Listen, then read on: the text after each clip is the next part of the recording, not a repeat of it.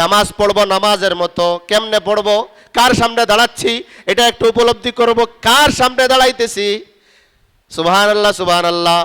হযরত খলিফাতুল মুসলিমিন হযরত আলী কাররামাল্লাহু ওয়াজহাহু নামাজের সময় যখন নামাজ পড়তেন তখন ওযু করতেন, ভালো করে ওযু করতেন। ওযু করার পরে শরীর কাঁপতো।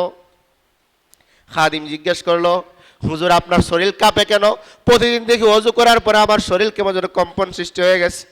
খলিফাতুল মুসলিমিন আমিরুল মুমিনিন হযরত আলী কাররামাল্লাহু জবাব দিলেন, দেখো দেখো আমি এমন রবের সামনে দাঁড়াইতেছি যিনি আসমান ও জমিনের মালিক, যিনি আরশের মালিক, সাত ও আসমান সাত ও জমিন থেকে বড় আরশের মালিক, পুরা পৃথিবীর সমস্ত মখলুকাতের মালিক, এত বড় রব যার শুরুও নাই যার শেষও নাই, এমন রবের সামনে আমি সিজদা দিতে যাইতেছি।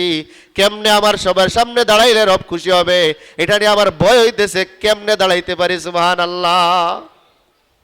সাহাবায়ে কেরামের প্রশংসা আল্লাহ বলতেছেন, তাতাজাফা জুনুবুহুম আনিল মাযাজি'i ইয়াদউনা রাব্বাহুম খাউফান ওয়া তামআ। আল্লাহু আকবার।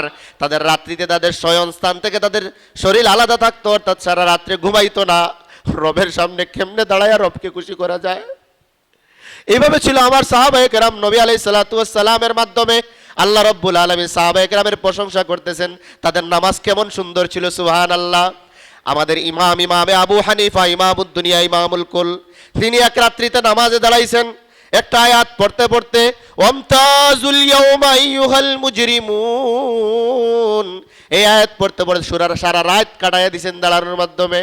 আর মনে মনে ভাবছেন এই আয়াতের মধ্যে আল্লাহ বলছে কিয়ামতের দিন আজ মুজরিমরা অপরাধীরা আলাদা হয়ে যাও, আলাদা হয়ে যাও। আজকের দিন ওয়ামতাজুল ইয়াউমা আইয়ুহাল মুজরিমুন, হে অপরাধীরা আজ তোমরা আলাদা হয়ে যাও। হযরত আবু হানিফা রাহমাতুল্লাহ আলাইহি মনে মনে ভাবতেছেন আমি কোন দলে থাকবো, আমি কি অপরাধী হয়ে যাব? এইভাবে সারা রাত কাটাইয়া দিয়েছেন। সুবহানাল্লাহ। তাদের নামাজ ছিল কেমন? তাদের নামাজ জেলে ছিল কেমন? আমার নামাজ পড়তে হবে কার সামনে দাঁড়াইতেছি? আমার এমন হবে যে আমি আল্লাহকে দেখতেছি, আমার আল্লাহ আমাকে দেখতেছেন, এত বড় রবকে আমার কপাল নামাইতেছি। সুবহানাল্লাহ। এই কপাল আল্লাহ ছাড়া কারো সামনে নত হবে না। আমার রবের সামনে আমার কপালটা নত কইরা রবের সাথে কথা বলতে গেছি। আসসালাতু মি'রাজুল মুমিনিন, মুমিনদের মেরাজ, আল্লাহর সাথে কথোপকথনের জায়গা হলো নামাজ। এই নামাজ আল্লাহ বেশি চান না, মাত্র 5টা সময়, 5টা সময় নামাজ। হে আমার প্রিয় ভাইয়েরা, পেরেশানি ভুগতেছি, টাকা পয়সার অভাব ভুগতেছি, বিভিন্ন পেরেশানিতে আছি, আসো ভাই আসো, নামাজে আসো। আমার রব বলেন বান্দা আসো আমার কাছে এমনি হাজিরা দাও, আমার সামনে দাঁড়ায়া আমার সামনে বৈশা সিজদা দিয়া আমার কাছে চাও, আমি আল্লাহ তোমার সমস্ত পেরেশানি দূর করে দিব, তোমার রেজাকের ব্যবস্থা করে দিব।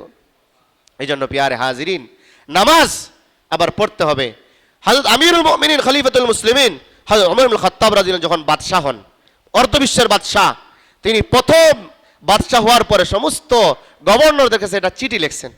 চিঠি লিখে বলতেছেন ইন্না আহাম্মা উমুরিকুম আস-সালাহ, তোমাদের কাছে সবচেয়ে গুরুত্বপূর্ণ হলো নামাজ। এই কথা লিখা বলতেছেন নামাজ হলো আগে, নামাজের টাইম এসে পড়ছে, নামাজ আগে পড়বা, পরে রাষ্ট্রীয় কাজ।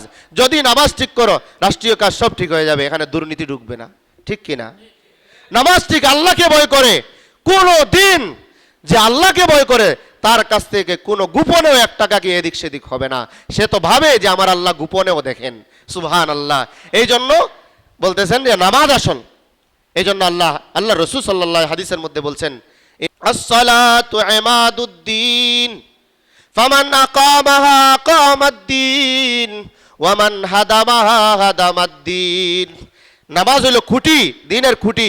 যে নামাজকে ঠিক করলো সে দিনকে ঠিক করে ফেললো। সুবহানাল্লাহ।